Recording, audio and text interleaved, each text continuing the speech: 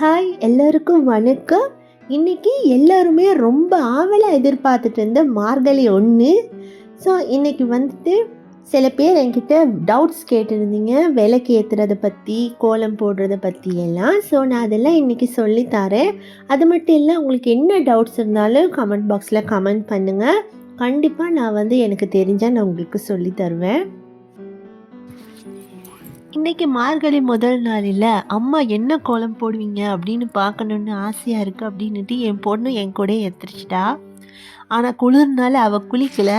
கோலத்தை மட்டும் கொஞ்சம் நேரம் அப்படியே பார்த்துட்டு மறுபடியும் போய் தூங்கி காலையில் எழுந்திரிச்சு தான் ஸ்கூல் போனேன். அதனால் நீங்கள் யாருமே கஷ்டப்பட வேணாம். உங்கள் வீட்டில் ஹஸ்பண்டாக இருக்கட்டும், பாப்பாவாக இருக்கட்டும், வீட்டில் வேறு யாரெல்லாம் இருப்பாங்களோ அவங்க எல்லாம் தூங்குறாங்களே, எங்களுக்கு பிரம்ம முகூர்த்த பூஜை செய்ய முடியலன்னு கஷ்டப்பட வேணாம். அவங்க தூங்கட்டும். நீங்கள் உங்கள் மனசால் பிரம்ம முகூர்த்த பூஜை செஞ்சால் மட்டுமே போதும். இறைவன் அதை ஏற்றுப்பாங்க. கண்டிப்பாக உங்கள் பிரார்த்தனையை நிறைவேற்றி வைப்பாங்க.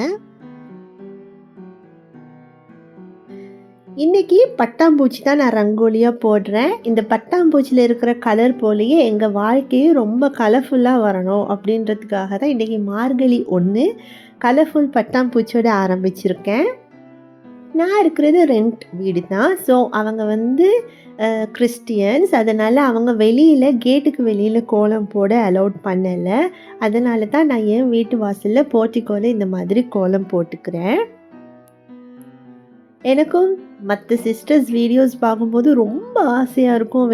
கேட்டுக்கு வெளியில் சாணம் தொளிச்சு அது மாதிரி பெரிய ரங்கோலி போட எனக்கு ரொம்ப ஆசையாக இருக்கும்.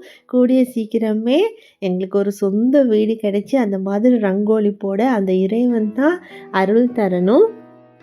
அப்படியெல்லாம் இல்லையே வீடு அப்படின்னு நான் கஷ்டத்தில் இல்லை. இந்த வீட்டில் இப்படி ஒரு இடத்துல எங்களுக்கு கோலம் போட்டு மார்கழி மாதம் செலிப்ரேட் பண்ண கிடைச்சதே பெரிய விஷயம் இல்லையா? ஸோ அதுக்கே நான் ரொம்ப ரொம்ப தேங்க்ஸ் சொல்லிக்கிறேன் இறைவனுக்கு. அப்புறமா பார்த்தீங்கன்னா நிறையா சிஸ்டர்ஸ் என்னோடய ஷார்ட்ஸ் வீடியோ பார்த்துட்டு, சிஸ்டர் இந்த ரங்கோலியெல்லாம் நீங்கள் ஸ்டிக்கர் தானே ஒட்டுறீங்க, நீங்கள் போடுறீங்க இல்லை தானே அப்படின்னு கேட்குறாங்க.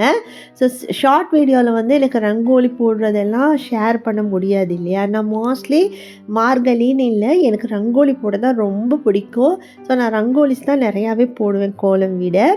ஸோ அதனால் அந்த சிஸ்டர்ஸோட டவுட்ஸ் எல்லாம் கிளியர் பண்ணுற மாதிரியே இனிமேல் டெய்லி விலாகில் நான் என்னெல்லாம் கோலம் போடுறேனோ அந்த கோலம் வீடியோ கூட உங்களுக்கு தேவையான டிவோஷனல் டவுட்ஸையும் நான் கிளியர் பண்ணி வைப்பேன். இப்போ பார்த்தீங்கன்னா நாங்கள் எதுக்கு கோலம் போடுறோம்? சின்ன சின்ன எறும்பு, பூச்சி அந்த கோல அரிசி மாதம் சாப்பிட்டு உயிர் வாழணுன்றதுக்காக போடுறோம். மார்கழி மாதம் இந்த மாதிரி கலர்ஃபுல்லாக போடும்போது அதுகளுக்கு சாப்பிட முடியாது இல்லையா? அதுக்கும் சேர்த்து நான் பார்டரில் அரிசி மாவு கொடுத்துக்கிட்டேன். ஸோ பார்க்க அழகாகவும் இருக்கும், அது மாதிரி புண்ணியமும் எங்களுக்கு சேரும் அப்படின்றதுக்காக நான் அரிசி மாவும் ஒயிட் கோலம் போட்டுக்கிட்டே நடுவில் ரங்கோலி போட்டிருக்கேன். அப்புறம் பார்த்தீங்கன்னா இன்றைக்கி பிரம்ம முகூர்த்தம் 3:30க்கு தான் நான் எந்திரிச்சேன். வீட்டில் பிரம்ம முகூர்த்த பூஜை செய்யணும் அப்படின்றதுக்காக எழுந்து ஹேர் வாஷ் பண்ணிவிட்டு அப்படியே வாசலை வெளியில் தெளித்து விட்டுட்டு இங்கேயும் தொடச்சி விட்டுட்டு கோலம் போட ஆரம்பிச்சிட்டேன். அப்புறமா தான் நான் ஒவ்வொரு விளக்காய் ஏற்றி பூஜையை செஞ்சு நல்லபடியாக இன்றைக்கி பிரம்ம முகூர்த்த பூஜையை முடித்தேன். பிரம்ம முகூர்த்தத்தில் எந்திரிச்சு விளக்கேற்றணும்னு சொல்கிறாங்க. அப்படின்னா என்ன பண்ணணும் அப்படின்னு நிறையா பேர் கேட்குறாங்க. நிறையா பேர் நிறையா பதிவில் அப்படி பண்ணு இப்படி பண்ணுன்னு சொல்கிறாங்க. அப்படி எதுவுமே இல்லை. பிரம்ம முகூர்த்தம் அப்படின்றது 3:30 மணிலேருந்து 5:30 மணி வரைக்கும் நீங்கள் தாராளமாக விளக்கு ஏற்றலாம். அப்புறமா விளக்கு ஏற்றும் போது என்னென்னா, நீங்கள் தனியாக ஒரு விளக்கு எப்போவுமே ஏற்ற வேணாம். பூஜை ரூமில் ஒரு 3 விளக்கு ஏற்றணும்.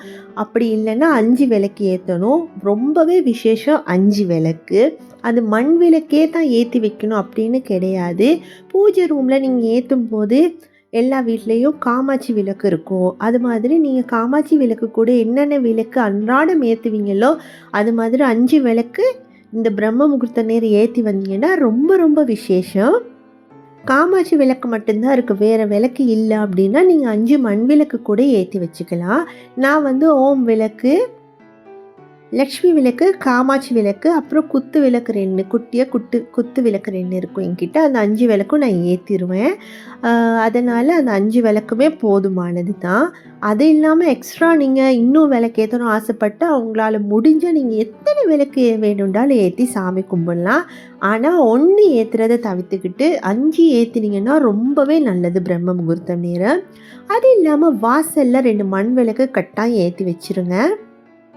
அப்புறமா துளசி மாடம் இருந்தால் அதுக்கு தனி ஒரு விளக்கு ஏற்றி வச்சுருங்க. இந்த 3 விளக்கும் அந்த 5 விளக்கோடு சேராது.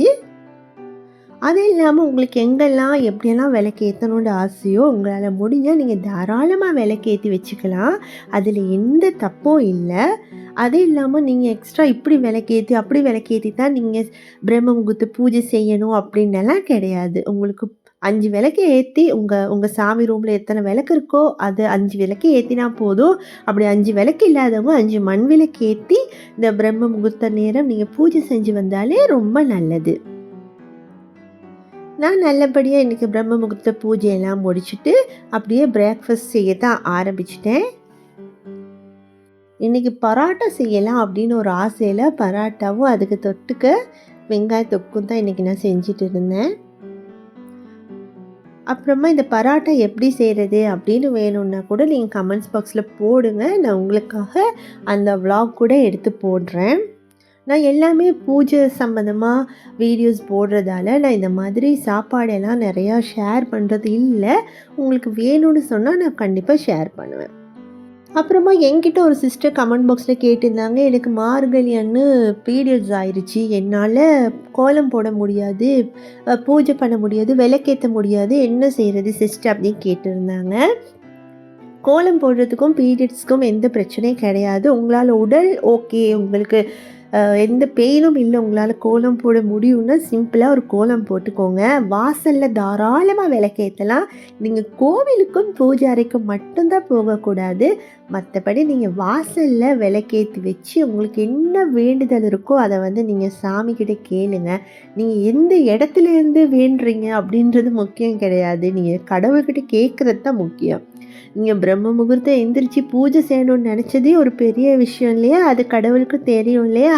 அதனால் நீங்கள் வாசலில் அவங்களால முடிஞ்சால் குட்டியாக ஒரு கோலம் போட்டுக்கோங்க.